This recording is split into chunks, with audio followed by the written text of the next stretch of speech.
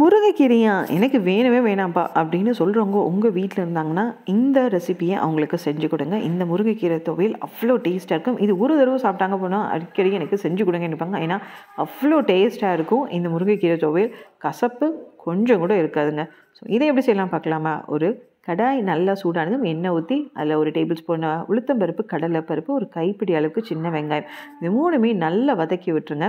அதுக்கப்புறம் ஒரு காரத்துக்கு ஏற்ப ஒரு 4லேருந்து 5 வரமிளகாய், நீங்கள் எந்த வரமிளகாய் யூஸ் பண்ணாலும் சரி, அது காரத்துக்கு ஏற்ப அதை போட்டுட்டு இதெல்லாம் வதங்கினதுக்கப்புறம் இந்த துவையலை பொறுத்த வரைக்கும் கீரை எந்த அளவுக்கு ஃப்ரெஷ்ஷாக இருக்கும் அந்த அளவுக்கு ரொம்ப டேஸ்ட்டாக இருக்கும். ஸோ அதனால் ஃப்ரெஷ்ஷாக இருக்கிற ஒரு 1.5 கைப்பிடி அளவுக்கு முருங்கைக்கீரையை க்ளீன் பண்ணி அதை போட்டு அதுக்கப்புறம் ஒரு 1/4 மூடி தேங்காய் துருவலையும் ஆட் பண்ணிடுங்க. ஸோ இந்த கீரையும் தேங்காய் துருவலையும் ஒன்றா சேர்ந்து வதக்கும் போது அதோட ஃப்ளேவர் செம்ம டேஸ்ட்டாக இருக்கும்.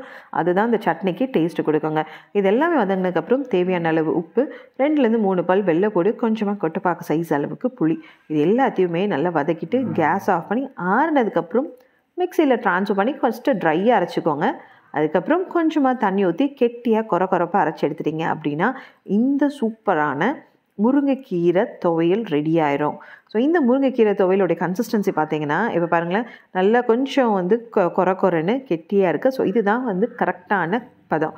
இந்த மாதிரி வந்து அரைச்சி எடுத்துக்கோங்க. இதை சூடான சாதத்துக்கும் வந்து பிசைஞ்சு சாப்பிடலாம், அவ்வளோ டேஸ்ட்டாக இருக்கும். இட்லி, தோசை மேலே ஸ்ப்ரெட்டாக கூட நீங்கள் யூஸ் பண்ணலாங்க.